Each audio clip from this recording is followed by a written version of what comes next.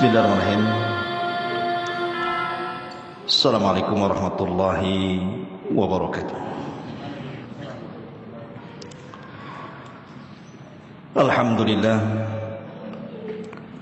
Alhamdulillahilladzi hamdan katsiran tayyiban mubarakan fihi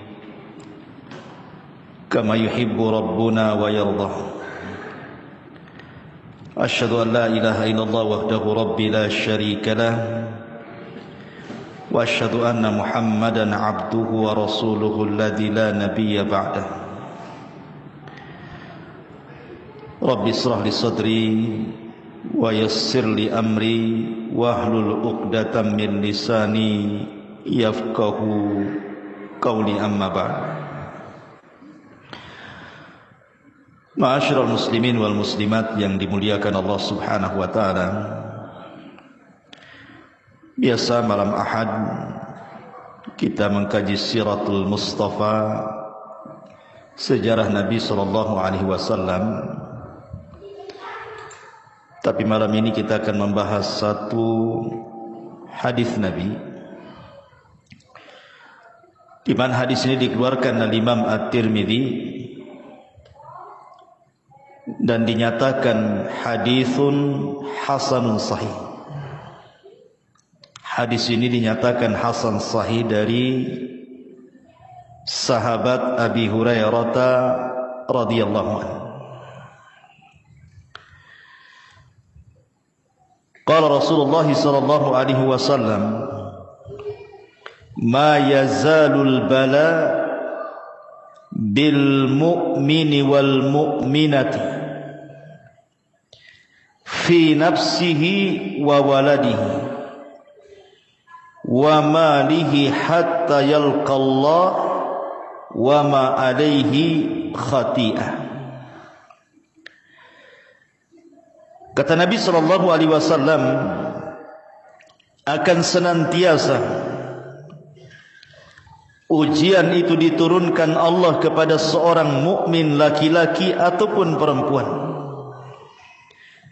baik kepada dirinya ataupun kepada anak-anaknya ataupun kepada hartanya, sampai dia berjalan menjumpai Allah Subhanahu wa taala dan dia tidak membawa dosa sedikit pun. Hadis ini adalah hadis yang menjelaskan kepada kita tentang keutamaan sabar di atas al-bala, di atas ujian dari Allah Subhanahu wa taala. Manusia tidak lepas dari tiga kata: haznun wa ghammun wa hammun. Haznun artinya kesedihan, sedih memikirkan sesuatu yang sudah berlalu. Entah yang lalu-lalu kita pernah sukses kemudian hilang kesuksesannya, entah dulunya punya orang-orang yang dicintai kemudian sudah pergi meninggalkannya, entah dulu dia pernah kaya kemudian dia miskin, teringat masa lalu. Haznun, sedih jadinya, terpikir terus. Yang kedua ghammun, susah menghadapi sesuatu yang sedang berlaku. Susah karena mungkin karena ekonomi, karena kesehatan, karena mungkin pasangan, anak-anak, dan begitu seterusnya. Kemudian yang ketiga hammun, bingung memikirkan masa depan. Jadi manusia tidak lepas dari tiga perkara ini: sedih memikirkan yang sudah berlalu, susah memikirkan yang sedang berlaku, bingung memikirkan yang akan terjadi masa depan. Manusia tidak lepas dari tiga perkara. Kalau tidak sedih, stres. Kalau tidak stres, susah. Itulah manusia. Ya. Ma'asyiral muslimin yang dimuliakan Allah Subhanahu wa taala, Nabi Ya'qub alaihi salatu wassalam, ketika datang 10 anaknya merayu dirinya untuk membawa Nabi Yusuf bermain ke tempat yang jauh, Ya'qub tidak memberi izin waktu itu. Tetapi dengan berbagai macam alasan, akhirnya 10 anak Ya'qub ini berhasil merayu ayahnya sehingga membawa Nabi Yusuf. Yusuf ketika itu masih kecil, belum balik, masih 10 tahun usianya. Kemudian diajak main jauh. Rupanya setelah pulang tak dibawa pula anak itu dan dihabarkan mati diterkam serigala. Kemudian ditunjukkan bajunya yang berlumuran darah, padahal darah kambing. Yusufnya dimasukkan ke dalam sumur. Maka Allah Subhanahu wa taala menjelaskan dalam Al-Quran kesedihan Ya'qub alaihi salatu wassalam. Sedih luar biasa. Sampai Allah katakan bahwa air mata yang keluar daripada kedua mata Nabi Ya'qub itu sudah tidak bening lagi, tetapi yang keluar itu air mata berwarna putih.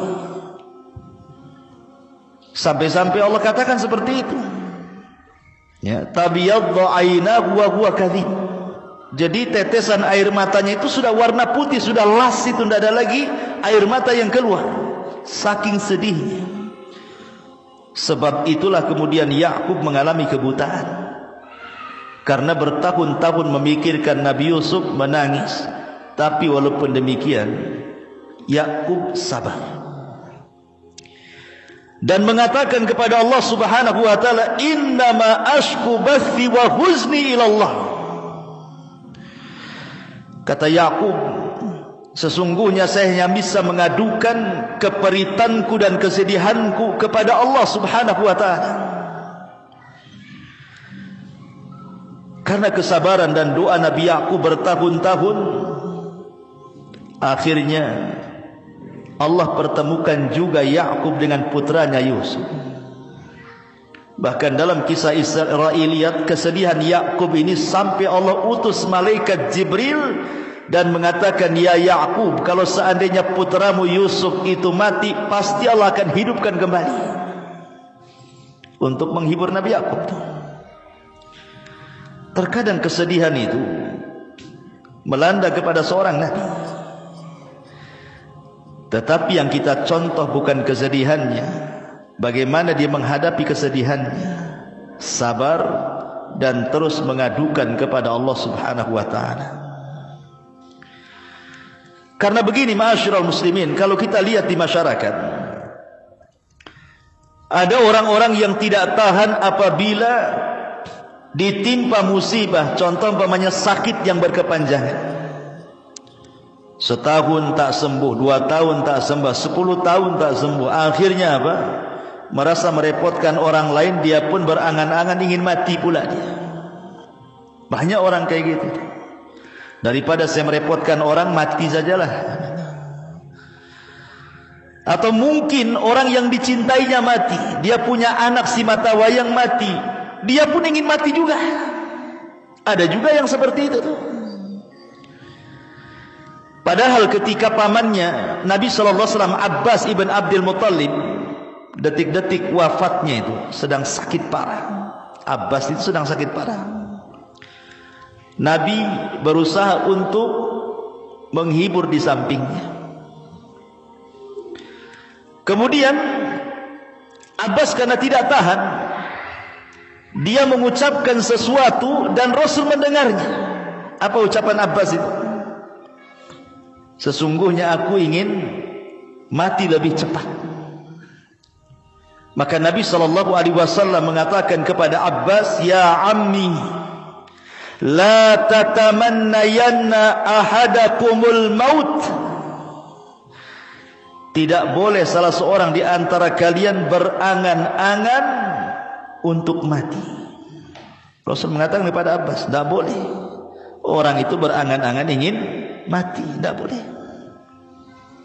Bidhurrin asabahu, dengan madarat apapun yang menimpanya. Tidak boleh, dilarang, haram.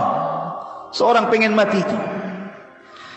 Apa alasannya? Kata Nabi, imma muhsinan fala'allahu yazdad, wa imma musian fala'allahu yasta'tib.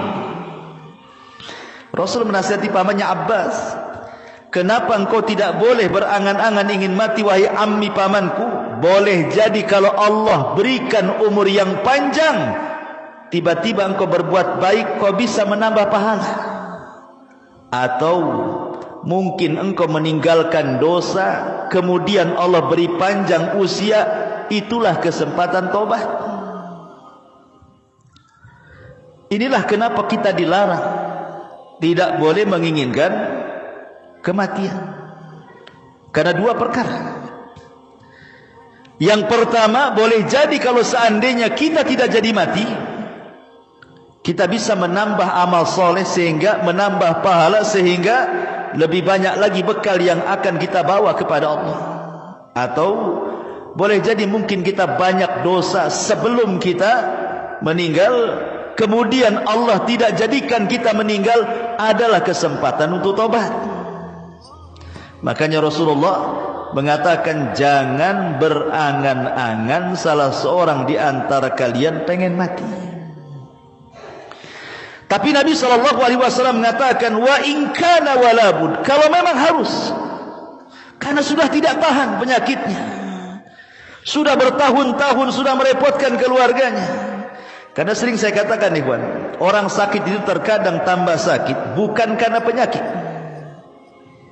Karena apa? Karena sudah tidak ada lagi yang mengunjunginya. Contoh nih, saya sakit. Berapa kali antum mengunjungi saya sakit? Waktu kemarin saya sakit, berapa kali antum mengunjungi anak sakit? Berapalah antum kuatnya mengunjungi itu, walaupun ustaznya yang sakit itu. Enggak mungkin pula tiap hari antum datang ke rumah. Paling sekali bawa pisang, bawa ini, bawa itu, rame-rame rombongan, habis itu les, hilang. Entah berapa bulan lagi mungkin datang. Ya. Oke lah, itu orang lain. Keluarga, saudara, sampai kapan? Lama-lama bosan juga kan. Paling tinggi akhirnya yang menemani orang sakit itu, kalau dia punya pasangan, paling istrinya. Atau mungkin anaknya. Ya kalau anaknya berbakti, kalau anaknya durhaka. Sebenarnya orang sakit itu lebih sakit di masalah ininya, bukan penyakitnya sebenarnya. Ya penyakitnya sudah sakit, lebih sakit ketika tidak ada lagi yang memperhatikan dia. Kuadrat sakitnya. Makanya akhirnya menginginkan kematian. Maka dari sini ikhwan, kata Nabi, wa in kana walabud, kalaupun dia harus menginginkan kematian, kata Nabi SAW, bolehlah kalian berdoa, Allahumma ahyini ma kanatil hayatu khairan li, wa tawaffani ma kanatil wafatu khairan li. Kata Nabi SAW, ya Allah, hidupkan aku, sembuhkan aku kalau memang kesembuhanku, kehidupanku lebih baik bagiku. Tetapi wafatkan aku kalau memang wafatnya diriku dan kematianku ini lebih baik dibandingkan aku hidup. Itu kalau harus berangan-angan kematian, seperti inilah doanya. Kalau ada orang yang mengatakan, kan Nabi Yusuf mengatakan dalam Al-Quran bahwa dia juga berangan-angan dengan kematian, di mana Nabi Yusuf mengatakan apa? Tawaffani musliman wa alhiqni bis-shalihin. Wafatkan aku, kata Nabi Yusuf. Lihat, Nabi Yusuf saja berangan-angan ingin mati. Kita katakan jangan sampai sini bacanya, teruskan. Tawaffani musliman walhiqni bis-shalihin. Kata Nabi Yusuf, ya Allah, kalaupun aku harus mati, matikan aku dalam posisi muslim dan gabungkan aku bersama orang-orang soleh. Artinya bahwa Nabi Yusuf bukan berangan-angan ingin mati. Tapi kalau harus mati itu maksudnya, maka matikan aku dalam posisi muslim dan libatkan aku dengan orang-orang saleh. Persis seperti firman Allah Subhanahu wa taala, "Ya ayyuhalladzina amanu taqullaha haqqa tuqati wa la tamutunna illa wa antum muslimun." Wahai orang-orang yang beriman, bertakwalah kepada Allah dengan sebenar-benar takwa dan janganlah kalian mati kecuali dalam posisi kalian muslim. Karena kalau meninggal dalam posisi muslim, ada kesempatan masuk surga walaupun Allah takdirkan masuk neraka. Tapi kalau mati kafir, tidak ada kesempatan lagi masuk surga. Makanya kita meminta kepada Allah agar jangan sampai mati kecuali muslim, menyembah Allah. Sebagaimana Nabi Ya'qub alaihi salatu wassalam, Allah katakan, am kuntum syuhada idh hadara Ya'qub al-mautu idh qala li banihi ma ta'buduna min ba'di qalu na'budu ilahaka wa ilaha abaika Ibrahim wa Ismail wa Ishaq ilaha wahida wa nahnu lahu muslimun. Ya. Ketika Yakub sedang sakaratul maut, dipanggillah anak-anaknya.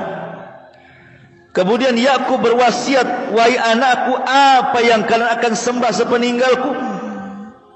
Maka anak-anaknya mengatakan, wahai ayahku, kami akan sembah Tuhanmu dan Tuhan bapamu Ibrahim, Ismail, Ishak. Itulah Tuhan yang esa. Wa nahnu lahu muslimun, dan kami senantiasa lahu kepada Allah muslimun, berserah diri. Kami muslim. Ma'asyiral muslimin yang dimuliakan Allah Azza wa Jalla, intinya bahwa di sini Allah Subhanahu wa taala ingin mengatakan bahwa begitulah sifat seorang muslim kalau ditimpa musibah.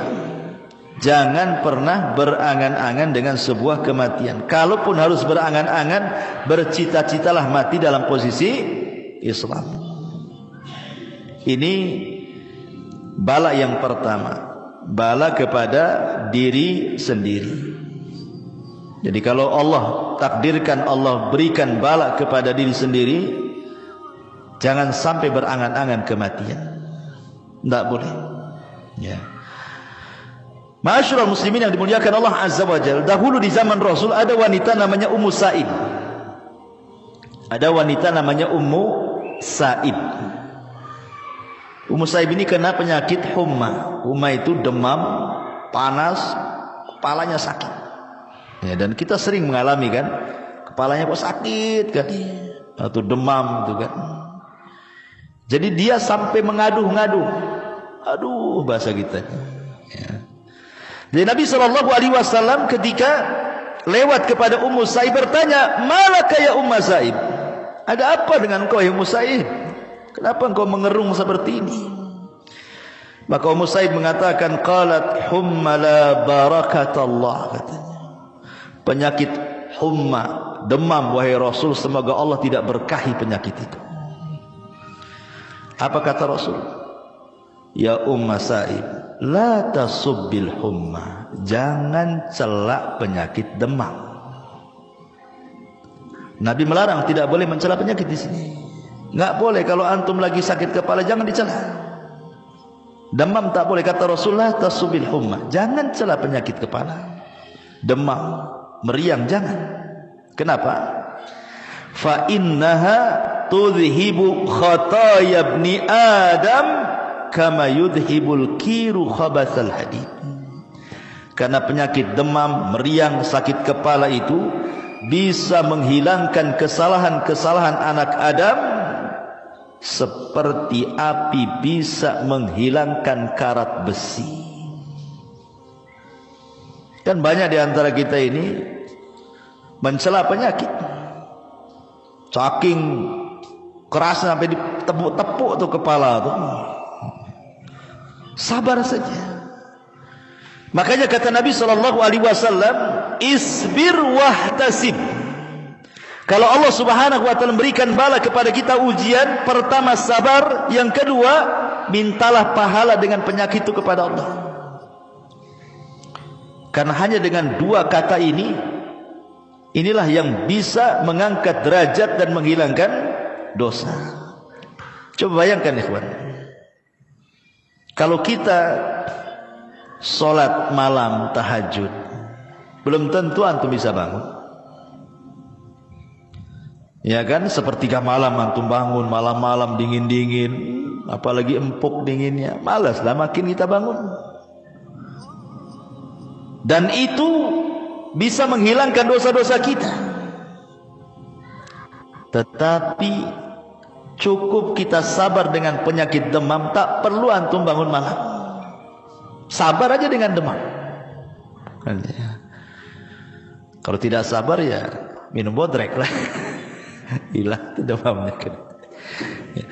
Artinya bahwa jangan mencela penyakitnya, gitu maksudnya. Karena penyakit itu sebenarnya bisa mengangkat derajat dan menghilangkan dosa. Ini yang pertama. Tetapi ada satu kaidah sebelum saya lanjut. Kata para ulama, kullu murrin saufa yamurru liya'tiya ba'dahu bil yusri yasurru. Apa kata orang Arab? Kullu murrin saufa yamurru liya'tiya ba'dahu bil yusri alladhi yasurru. Apa maknanya? Setiap keperitan hidup pasti akan berlalu, dan akan datang setelahnya kemudahan yang membawa kebahagiaan bagi hidupnya.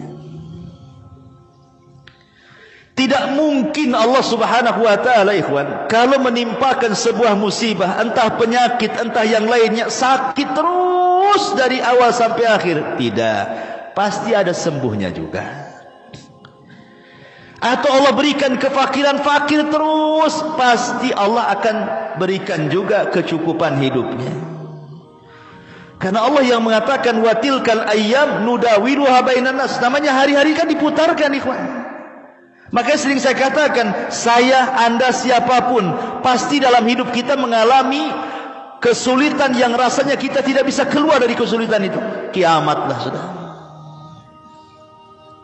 Tapi seiringnya waktu, sudah lupalah keperitan yang pernah antum rasakan dulu itu. Sekarang antum bisa tersenyum, tertawa, bahkan tak ingat pun keperitan yang sudah antum lalui dulu.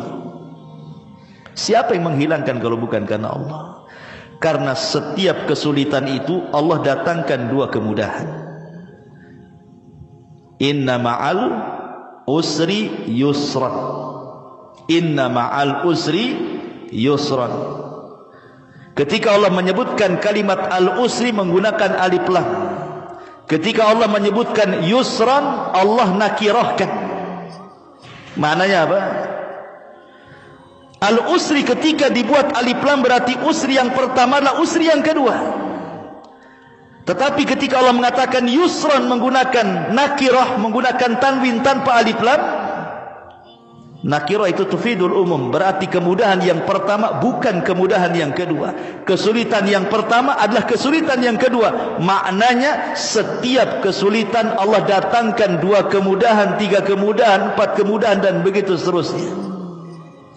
Karena Allah tidak mungkin membebankan sesuatu kecuali yang bisa dipikul oleh hambanya. Tidak mungkin, Allah tidak pernah zalim.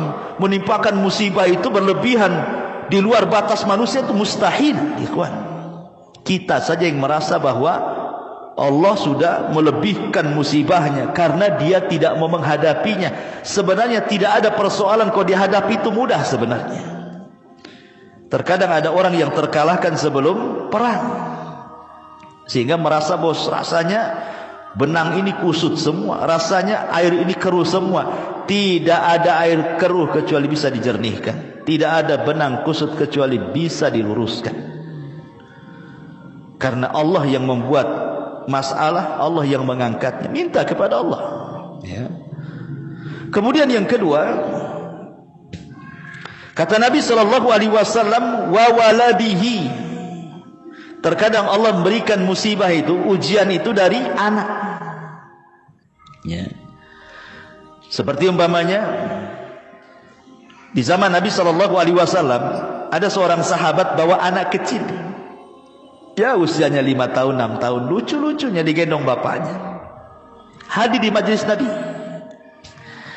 Jadi terkadang dicium-cium lah anaknya. Kayak kita lah bawa anak kecil kan. Kadang lari sana, kemudian nempel lagi, kita cium lagi.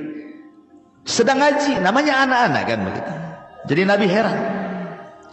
Kata Nabi SAW, atuhibbuhu ya fulan. Kau suka ya, kau cinta dengan anak. Maka orang ini mengatakan, ya Rasulullah, ahabbaqallahu kama uhibbuhu. Sebagaimana Allah fitrahkan kepadaku, aku mencintai engkau, begitulah kecintaanku kepada anakku ini. Setelah beberapa hari, orang yang bawa anak, yang mencium-cium anaknya di majelis Nabi, yang sangat mencintai anaknya sama dengan mencintai Rasul itu, enggak pernah hadir lagi. Jadi Nabi bertanyalah, mana fulan, aina fulan, mana fulan itu yang kemarin bawa anak itu? Kok enggak pernah hadir lagi? Kemana dia?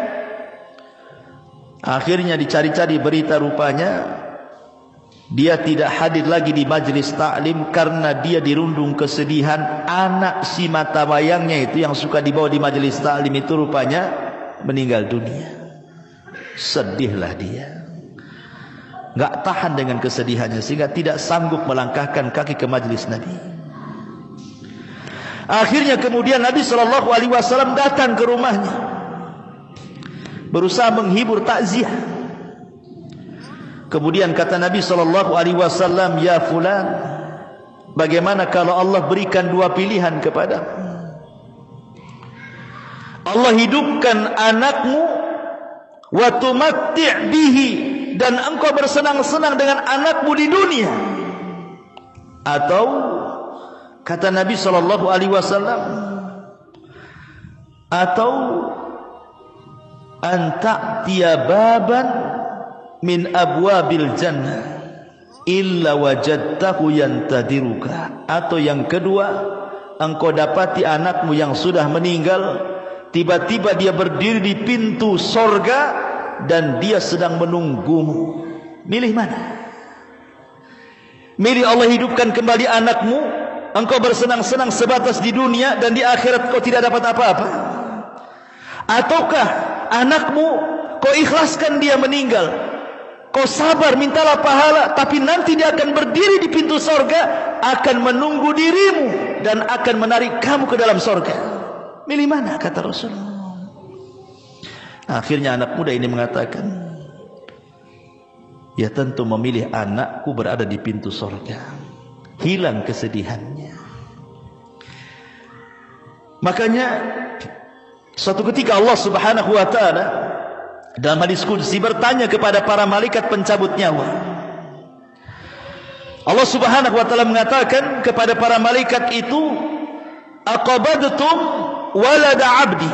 Hei malaikat-malaikatku, apakah engkau sudah mencabut nyawa anak dari hambaku? Kata malaikat pencabut nyawa, na'am ya Rasul, tentu wahai ma'am ya Rabb, tentu ya Rabb. Maka Allah mengatakan, aqabadtum thamrata fuadi. Apakah yang kau cabut itu anak si mata wayang dia yang dia sangat mencintainya? Maka malaikat ini mengatakan, na'am ya Rabb, iya wahai Rabb. Kemudian Allah mengatakan, famadza qala abdi? Setelah anaknya meninggal, hambaku mengatakan apa? Maka malaikat ini mengatakan, hambamu mengatakan hamidaka wastarja. Dia pun mengatakan alhamdulillah, inna lillahi wa inna ilaihi rajiun. Maka Allah mengatakan, kalau begitu idzan ubnu li abdi baitan fil jannah wa sammuhu baital hamdi. Kalau gitu bangunkan untuk hambaku ini satu istana di sorga, kasih nama istananya Baitul Hamdi, rumah hamd, pujian. Karena dia bisa mengucapkan alhamdulillah saat kematian anaknya. Ucapan alhamdulillah bukan karena mensyukuri kematian, Bukan itu maksudnya. Antum disangka orang gila nanti. Ya kan? Antum orang tua meninggal, alhamdulillah. Kira-kira kata orang sebelah-sebelah ini itu ngincar warisan itu. Bukan gitu ya? Ya. Bukan, pemahamannya mengucapkan alhamdulillah itu maksudnya. Kita masih bersyukur ada nikmat yang tersisa. Bukan dipikirkan musibah yang berlalu. Persis seperti perkataan siapa? Urwah ibn Zubair. Saat diamputasi kakinya, Urwah bin Zubair ini mungkin kena penyakit diabetes lah, mungkin kalau zaman sekarang kan harus diamputasi kakinya. Kata sang tabib mengatakan, ya Urwah, pasti kau akan mengalami kesakitan. Sebaiknya kau minum khamar. Di zaman itu tidak ada bius. Biusnya minum khamar untuk mengurangi sakit, biar mabuk, biar pusing, baru potong.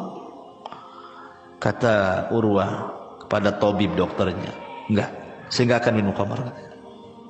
Coba bayangkan kalau aku minum khamar, kemudian kau potong kakiku, tiba-tiba aku mati, itu sama dengan aku mati di atas khamar, katanya. Kata dokter, enggak ada cara lain harus seperti itu masalahnya. Kata Urwah, gini saja, berikan kesempatan aku berwudu, kemudian aku sholat 2 rakaat. Saat aku sholat itulah potong kakiku, katanya. Nanti sakit, tidak apa-apa. Seandainya aku mati saat kau potong kakiku saat sholat, berarti aku mati di saat aku sholat. Daripada aku mati di saat aku mabuk, milih mana? Akhirnya sholat dia.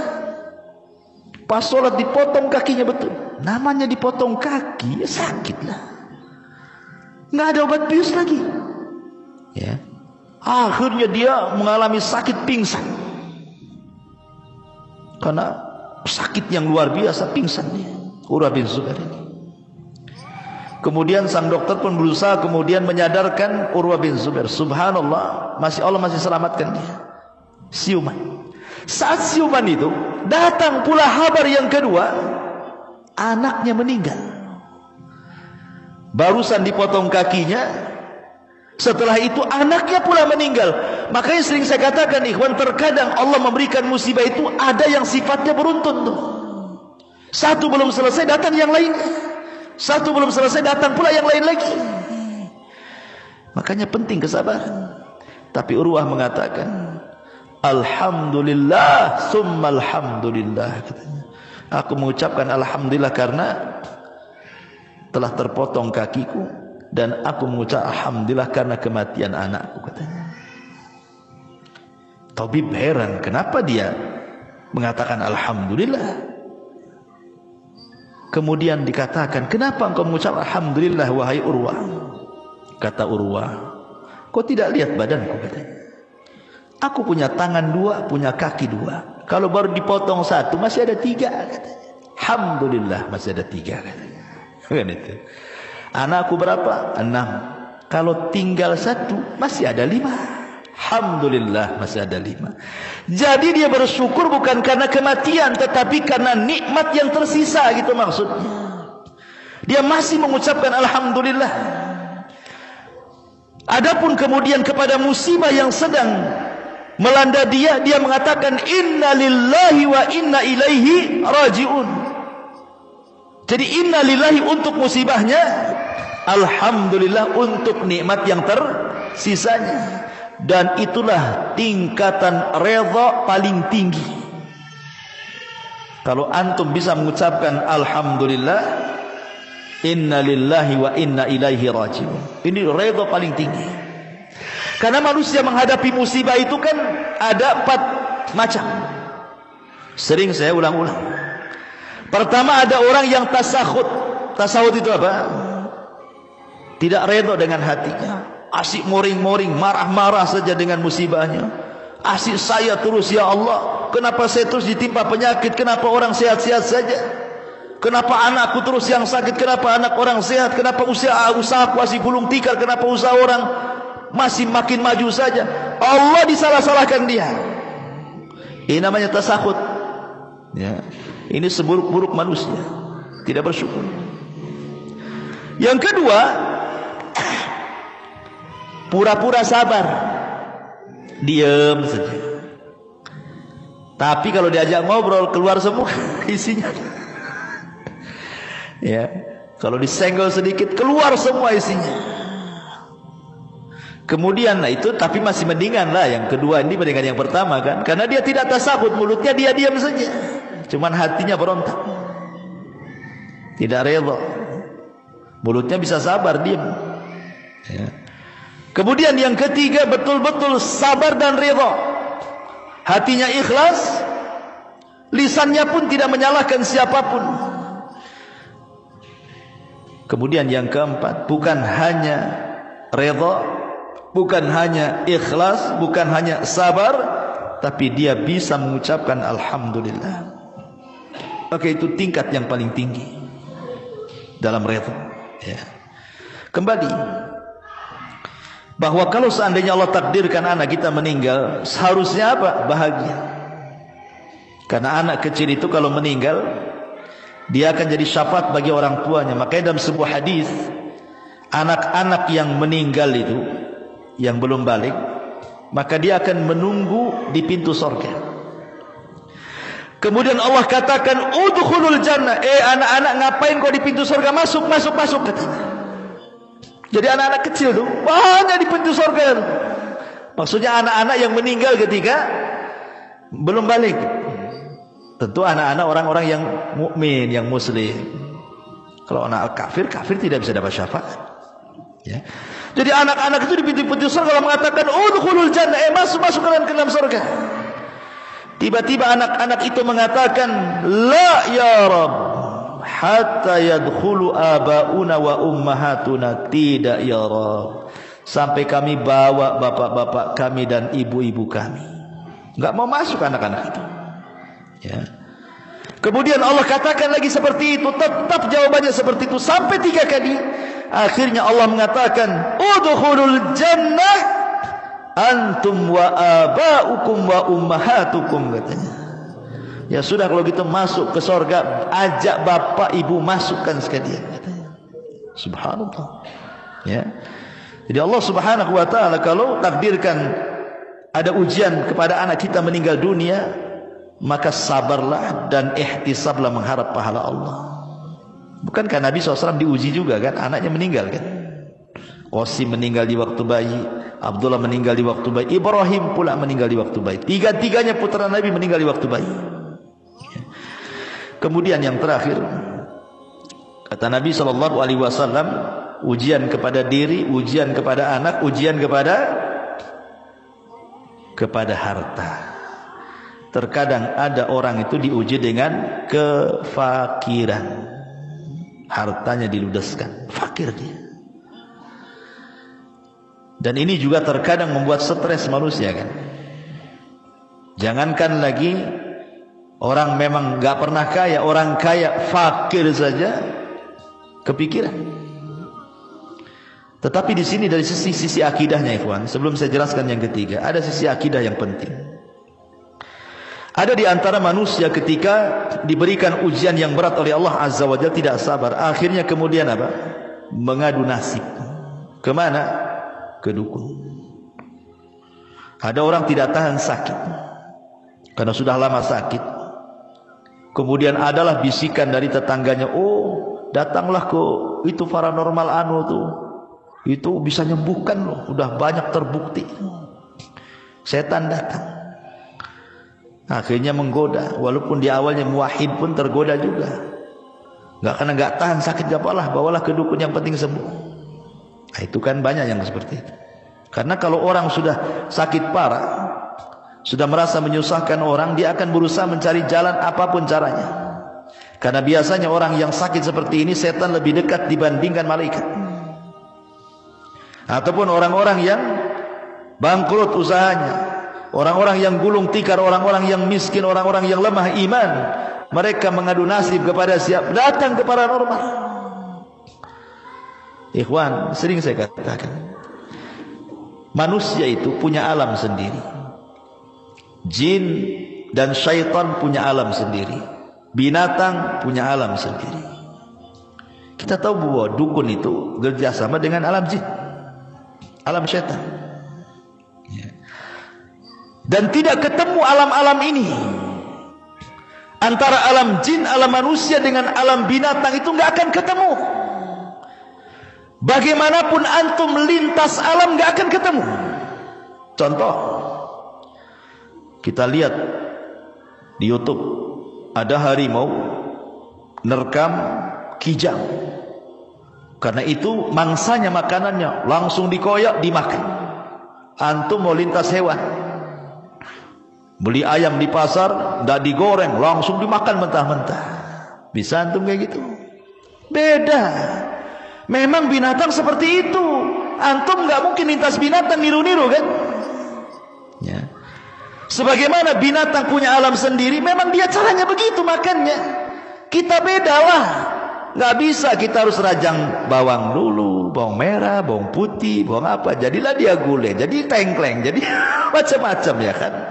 Beda ya. Karena harimau pun dikasih tengkleng belum tentu mau, apalagi banyak mericanya di situ, bersin-bersin dia ya.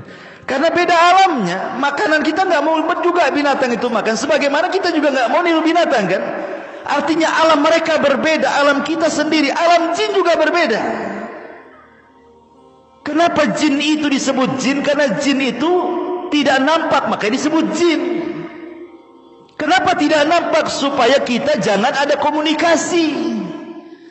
Kenapa tidak boleh berkomunikasi? Karena tidak akan nyambung dengan kehidupan mereka. Lah, yang ingin saya katakan bahwa kita ini hidup di alam nyata. Maka yang nyata-nyata sajalah di depan kita.